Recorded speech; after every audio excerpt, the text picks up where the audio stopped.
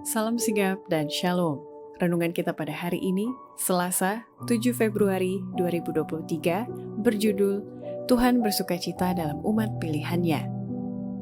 Ayat intinya terdapat di dalam Yesaya 62 ayat 4. Engkau tidak akan disebut lagi yang ditinggalkan suami, dan negerimu tidak akan disebut lagi yang sunyi, tetapi engkau akan dinamai yang berkenan kepadaku, dan negerimu yang bersuami.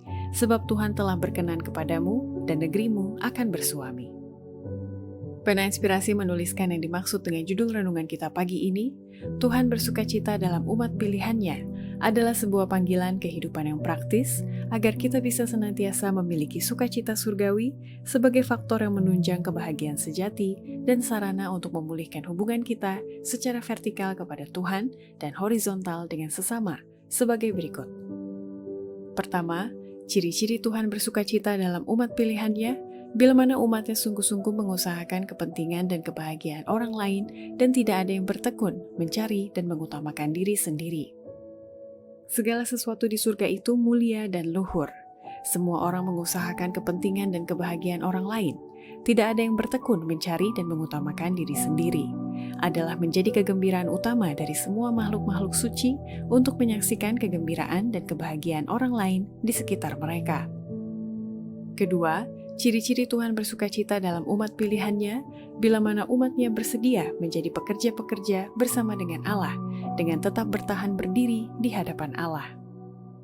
Ketika umat tebusan berdiri di hadapan Allah, jiwa-jiwa yang indah itu akan menyambut nama-nama mereka yang ada di sana atas usaha-usaha yang tekun dan sabar yang dilakukan demi mereka.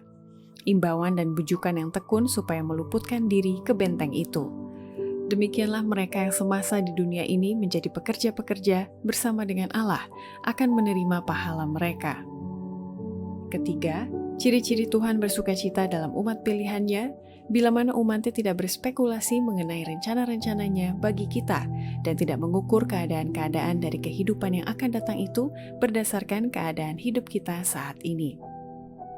Para pekerja Allah tidak boleh menggunakan waktu untuk mereka-reka keadaan-keadaan apa yang akan tetap berlangsung di dunia baru. Adalah suatu praduga untuk mengembangkan perkiraan-perkiraan dan teori-teori tentang perkara-perkara yang Tuhan tidak nyatakan. Ia telah mengadakan segala persiapan demi kebahagiaan kita dalam kehidupan yang akan datang, dan kita jangan berspekulasi mengenai rencana-rencananya bagi kita. Dan juga kita tidak boleh mengukur keadaan-keadaan dari kehidupan yang akan datang itu berdasarkan keadaan hidup saat ini. Keempat, ciri-ciri Tuhan bersukacita dalam umat pilihannya, bila mana umatnya memiliki motivasi dan kesungguh-sungguhan dalam memberikan pelayanan dengan segenap hati kepada Khalik dan penebus mereka. Motivasi yang lebih kuat dan kemampuan-kemampuan yang lebih mantap tidak pernah dapat bermanfaat. Upah perbuatan baik, kenikmatan surga, pergaulan dengan para malaikat, persekutuan dan kasih Allah serta putranya.